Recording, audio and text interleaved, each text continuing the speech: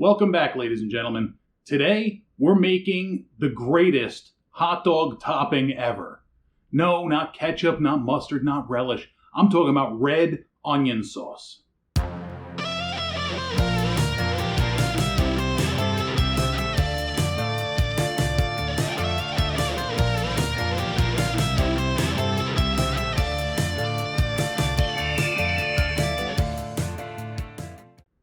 So in today's picture is my dad and my uncle, two brothers and two of the greatest human beings to ever walk this planet. If you don't believe me, just ask around to anybody who's ever met them. They will agree. So every summer, through the holidays during the summer, Memorial Day, Independence Day, Labor Day, even on some weekends, we would get together and we'd barbecue with them. They'd either come to our house, we'd go to their house, but there was always this onion sauce. It's made by the company that has all the hot dog carts in New York City. This is almost an identical clone to that recipe, and it is absolutely amazing. Let's get it done. We're going to get started with 4 very large onions. I prefer Vidalia onions. Going to cut them in half and then cut them into about 1/4-inch rings or slices because they're half rings. A ring would be full circle. Yeah, I know geometry. So slice them up, 1/4-inch slices. Put 2 tablespoons of a neutral tasting oil into a large pot. This is a 5.5 quart pot, so get it in, get it warm, get those onions in. You want to go medium heat. We're not browning these onions. We're not caramelizing these onions. We're just going to sweat them so they get soft, and then we're going to add everything else. So medium heat. Give them a toss, coat them in oil. You want your onions well lubricated. You don't want anything sticking because that's when it'll start to brown, and that's not what we want. See how they're starting to soften up? They're giving up some of their juice. That's where we want it. We don't want it to brown. I'm going to add 5 cloves of garlic I've run through a press. You can finely mince it. You don't want big pieces of garlic, but you want to use fresh garlic. Do not use jarred, pre-cut garlic. That's laziness. Stop being lazy. Get yourself some garlic. Put out the effort. The difference in flavor is worth that effort. I'm going to let it cook down a bit more. Starting to see a little bit of golden color. Part of that's from the garlic, part of that's from the onions cooking. Now it's time to start adding everything else. 1/4 cup of tomato paste.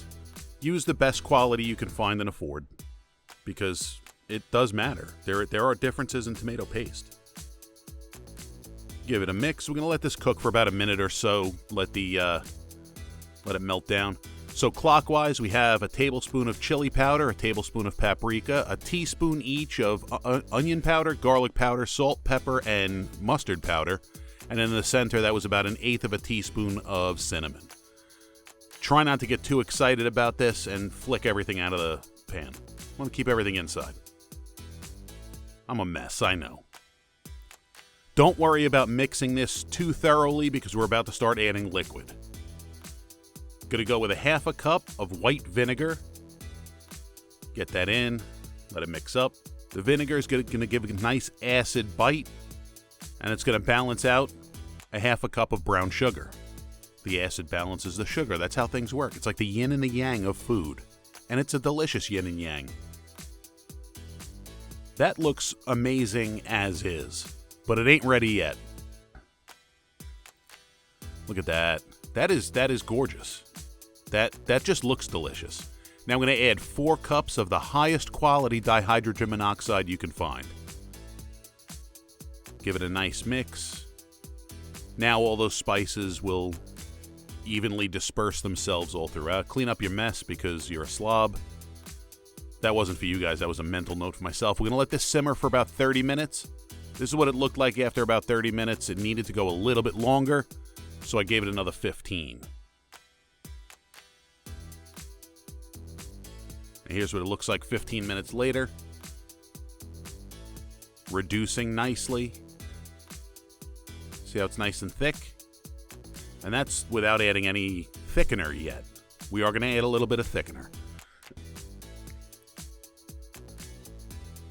There we go. That's after our 15 minutes. Our cornstarch slurry, 2 tablespoons water, 1 tablespoon cornstarch. Dump it in. As soon as I start mixing this, you're going to see it tighten up a little bit. You don't want this overly tight. This isn't really a gravy. It's more of a sauce. It's more about the onions than the sauce on your hot dog. Although you want some of the liquid, it's more about getting the onions on there because they're delicious.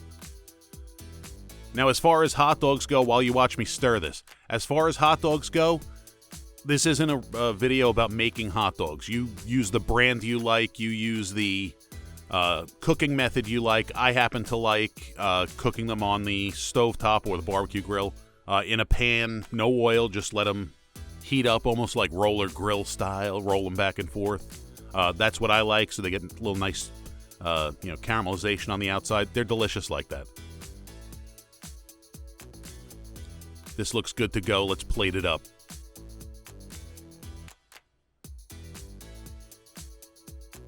Use the best quality you can find. I have a preference for potato buns. They play nicely. So we'll do 2 of these because I'm fat. Put your glizzies on there. Look at them. Nice browning. You can dress this up however you want. This is your hot dog. You eat it how you like. This is how I like my hot dog. This is my favorite way to eat a hot dog. Spicy brown mustard is my preference. Get some on there. And then, there we go. Our onions. Oh. Just looking at this is making me hungry. So again, use whatever kind of hot dogs you like. Don't use cheap ones. I prefer all beef. But do it how you like it. Dress it how you like it. Use this sauce how you like it. It is absolutely delicious, and I can't wait to stuff this deep inside of me. Can you see this? Can you see that? The suspense. All the spices that are in there just kind of permeate through the whole house. And the one that comes through, and don't let this scare you, is the cinnamon. It's faint, but it's there. You know it's there, and it's just a warm smell. And it's addictive. This stuff is addictive. You're gonna put it on everything, but I'm gonna put it in my mouth right now. Well, that's like a trip down memory lane. It really is. This stuff's hard to find in a lot of stores down here in Florida.